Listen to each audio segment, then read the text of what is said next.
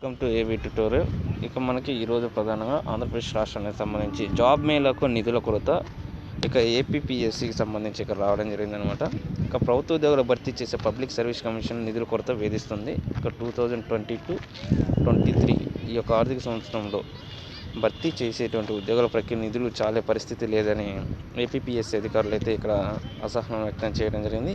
ఈ ఏడాది బడ్జెట్లో కేటాయించిన ఈ యొక్క నిధులు రీసెంట్గా అంటే ఇంతకుముందు ఉన్నటువంటి ఏదైతే ఉన్నాయో వాటిని చెల్లించడానికి సరిపోతాయి అంటూ కొత్త పరీక్షలకు నిధులు అందుబాటులో ఉండవని వారు చెప్పడం జరిగిందనమాట.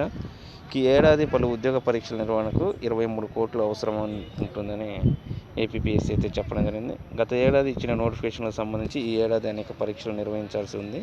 ఇంకా ముఖ్యంగా వైద్య శాఖల అధ్యాపకులు, మెడికల్ అధికారులు, ప్రొఫెసర్లు వంటి పోస్టులతో పాటు శాసనసభలో రిపోర్టుల నియామకాలు, సమాచార శాఖలో ఉన్నటువంటి ఏపీఆర్ఓలు, అగ్రికల్చర్ యొక్క ఉద్యానవన, పట్టు పరిశ్రమ, ఆర్థిక శాఖ, రవాణా, దేవాదాయ శాఖ, అటవీ శాఖలో పలు ఖాళీలకు ఏపీపీఎస్సీ నోటిఫికేషన్ జారీ చేసిందనమాట.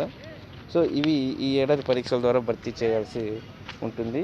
వీటికే 23 కోట్ల ఖర్చు అవుతుందని అంచనా వేశారు.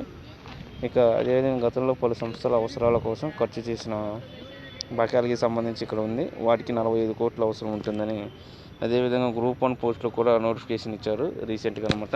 వీటన్నిటి నిర్వహణ బడ్జెట్ అనేది చాలా ఎక్కువ ఉంటుంది. రీసెంట్గా ఈ యొక్క రాష్ట్ర ప్రభుత్వం కేటాయించిన బడ్జెట్ అనేది దీనికి అనుకూలంగా లేదనమాట, సరిపోవట్లేదు. ఈ యొక్క రీసెంట్గా కేటాయించినటువంటి బడ్జెట్ ప్రీవియస్ ఏవైతే ఉందో లాస్ట్ ఇయర్కి సంబంధించి వాటికి ఉన్నటువంటి బకాయిలకి చెల్లించడానికి సరిపోతుంది. ప్రజెంట్ అయితే ఈ రిలీజ్ చేసినటువంటి గ్రూప్ 1 పోస్టులు కూడా రిలీజ్ చేయడం జరిగిందనమాట. మనకి రీసెంట్గా గ్రూప్ 2కి సంబంధించి కూడా అప్డేట్స్ అయితే రావడం జరిగింది. ఇక గ్రూప్ 4కి సంబంధించి కంప్యూటర్ ఆపరేటర్ అంటే జూనియర్ అసిస్టెంట్ పోస్టులకు సంబంధించి కూడా నోటిఫికేషన్ అయితే గతంలో రావడం జరిగింది 4 నెలల క్రితం అనమాట, లాస్ట్ ఇయర్ ఎండింగ్లో. వీటన్నిటిని నిర్వహించడానికి ఏపీపీఎస్సీకి అయితే ఖచ్చితంగా బడ్జెట్ అనేది కొంతమేర ఎక్కువ శాతంలో అవసరం అవుతుంది. ప్రజెంట్ దీనికి సంబంధించినంతగా లేవుంటూ ఇక్కడ రావడం జరిగిందనమాట. సో ఇది ప్రధానంగా ఆంధ్రప్రదేశ్ రాష్ట్రానికి సంబంధించినటువంటి అప్డేట్స్ అనమాట. ఎలాంటి మరిన్ని లేటెస్ట్ అప్డేట్స్ కోసం ఈ యొక్క ఛానల్ని లైక్ చేయండి, షేర్ చేయండి, సబ్స్క్రైబ్ చేయండి. Thank you.